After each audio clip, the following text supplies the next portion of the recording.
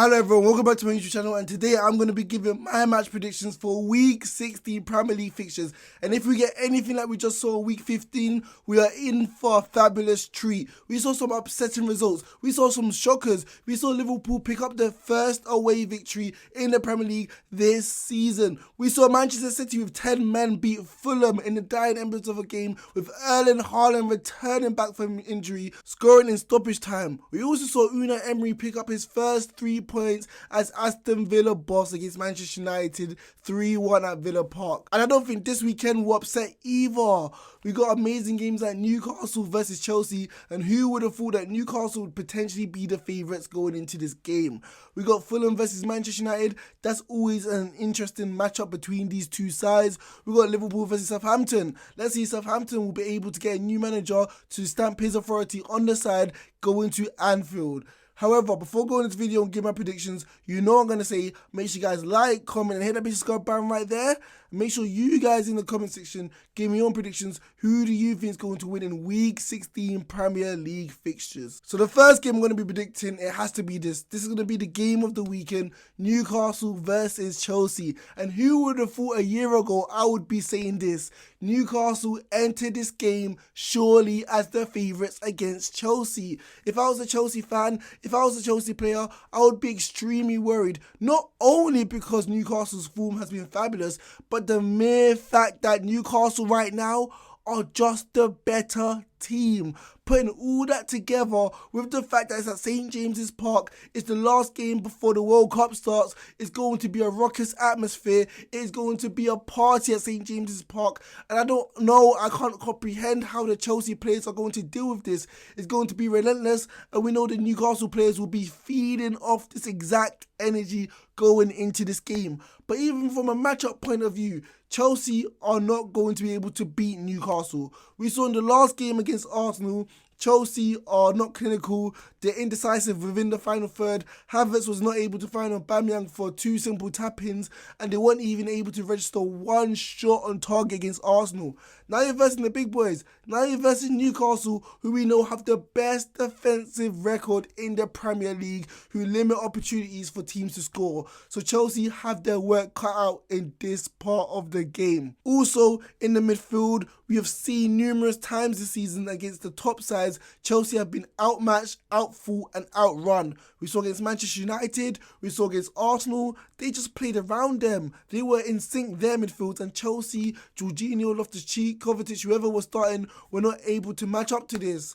Now they're versing Newcastle, who I believe have one of the best midfield trio in the league. Guimaraes, who's that creative spark, he also does his due diligence of tracking back. Willock, who we know can run for days, he's athletic, can track back, box-to-box sort of player. Even Joe Linton, if he's going to be able to start this game. Longstaff has been filling in as well, and I just feel like Newcastle's midfield is relentless, and it's just made for winning the ball back. And if Chelsea lollygag on the ball, I'm telling you, the pressure, the press is going to be there, it's going to be relentless, and I don't know how Chelsea are going to be able to do this. All the signs are pointing for a Newcastle win, and they have individual talent which I believe are on such good form. Almiron has scored 6 goals in his last 6 or 7 games. Who would have thought he would be able to turn it around after Jack Grealish's comments? Even Chris was getting on the act against Southampton, scoring 4 posts. I didn't even think he had this in his locker. It just feels like everything's going right for Eddie Howe's men. Everyone's doing what they've been asked of, and I just don't understand how Chelsea are going to win. We know Potter has been tinkering from a 4 to a 5 at the back. He still doesn't know his best formation, still doesn't know his best lineup. People are saying that he's favouring reputation over players in form or potential, with players like Mount and Havertz being the constant who have not been able to perform this season, potentially needing a break so they can have motivation getting back in the side rather being cherry-picked every single time. But yeah, going into this game, I think Newcastle are going to win. How on earth are they going to lose? They're in such great form, scoring goals for fun, defending solid as a rock.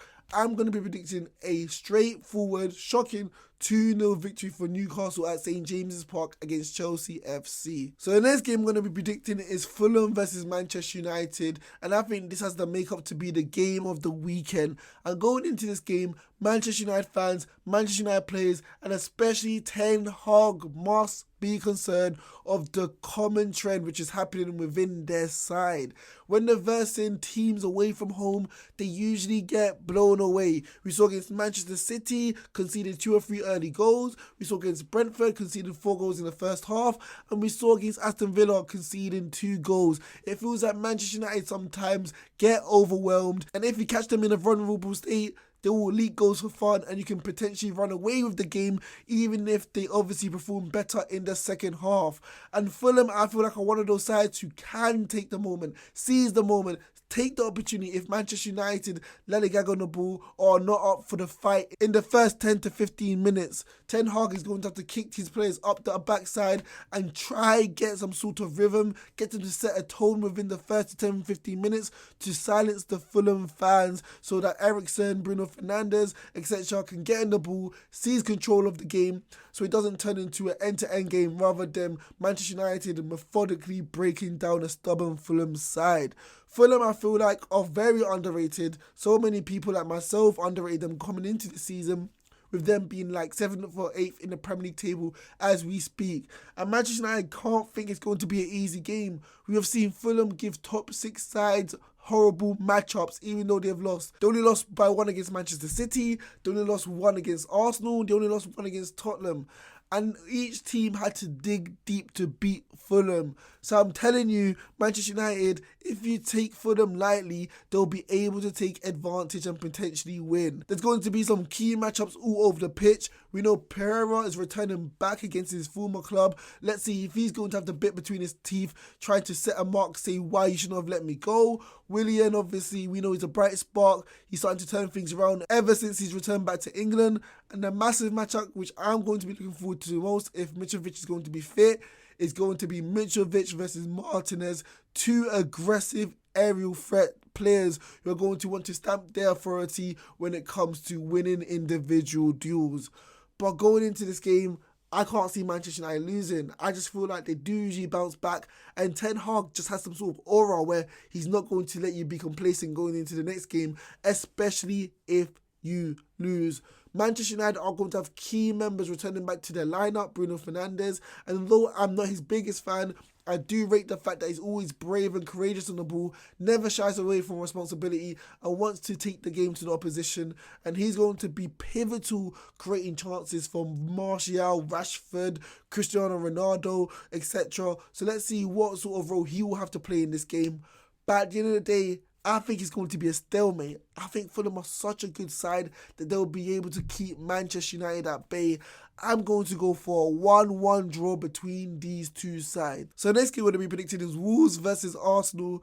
And going into this game, Arsenal fans, the manager, the club, they must be ecstatic. They must be living in fairy tale dreamland as we speak, with a title challenge across the horizon, in touching distance. Potentially, it could be them next year in 2023 lifting that trophy for the first time in 18 to 19 years. However, Arsenal fans cannot get carried away. They still have the job at hand. They still have a task right in front of them, and they must end this mid-season break on a high, beating Wolves at Molineux by a goal or 2. Who cares, as long as they get the victory.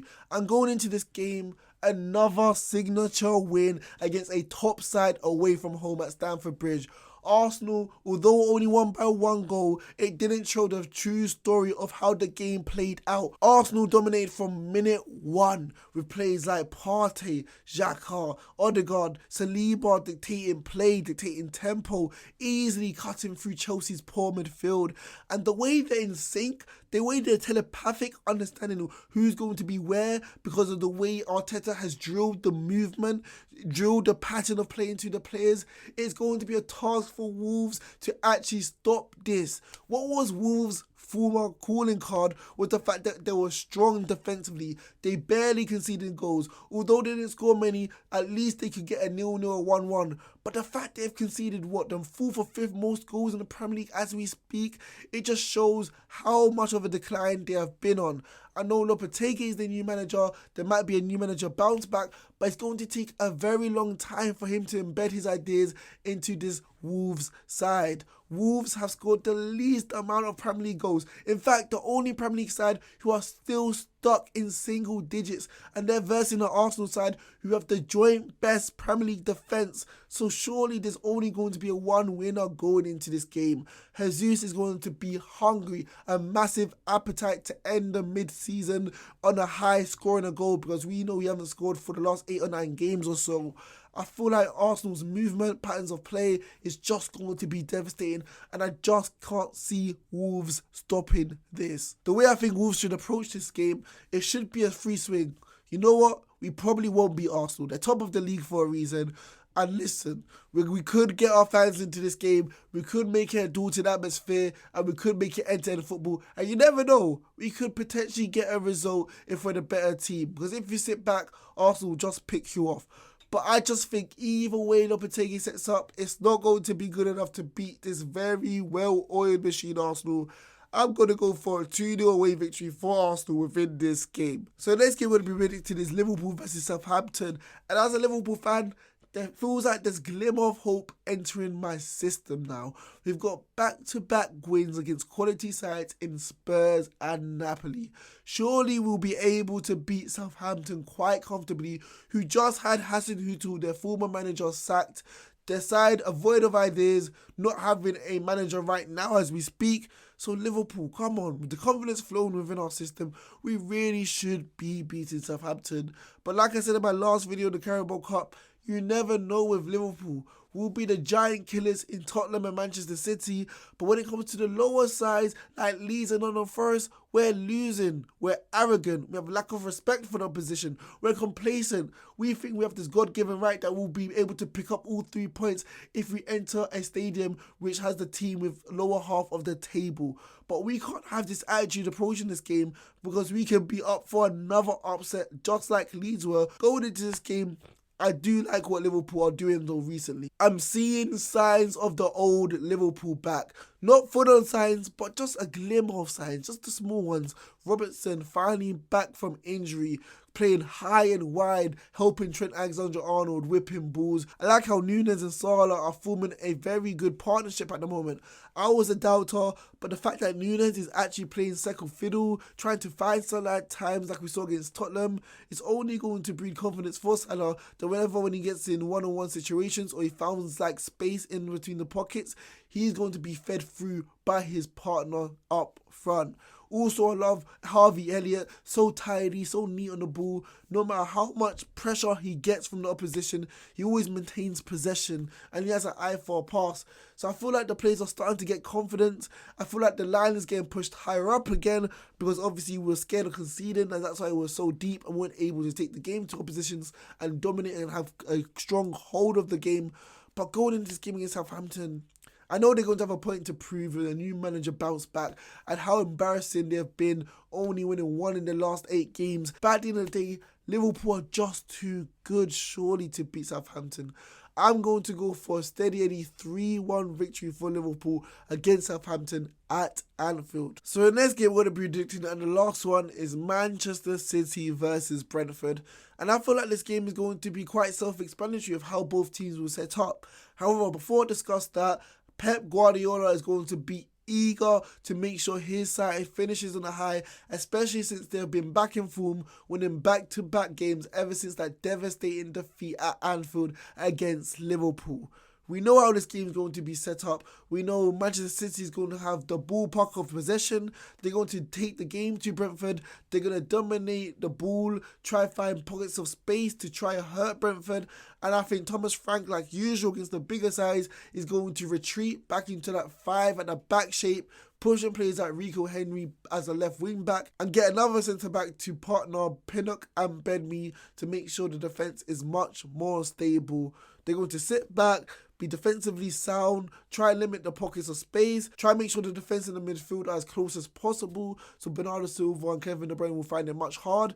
And whenever these midfielders do receive the ball, be very aggressive, make sure it's hard for them to turn and make sure they have to pass it sideways or even pass it back to the defence. However, going into this game, we know Manchester City, whenever they're at home and if there's a low block, it's extremely difficult for a side to maintain full-on concentration to eliminate any sort of goal threats. As Fulham themselves, they couldn't even stop Manchester City even though they had 10 men by half-time. I do like the fact that Mbeumo was in form, scoring against Nottingham Forest, and the fact that Manchester City do have both fullbacks out with Cancelo suspended and Kyle Walker injured, so potentially Brentford can use the widths as an advantage to really take on centre-backs who will be playing as fullbacks for Manchester City. However, at the end of the day, Manchester City are just too good. They've won every single game at home this season, and I just can't see this stopping against a Brentford side who have been iffy at best this season. I'm going to be predicting a straightforward victory to end mid-season for Manchester City, and I'm going to go for a 3-0 victory at home for Manchester City against Brentford.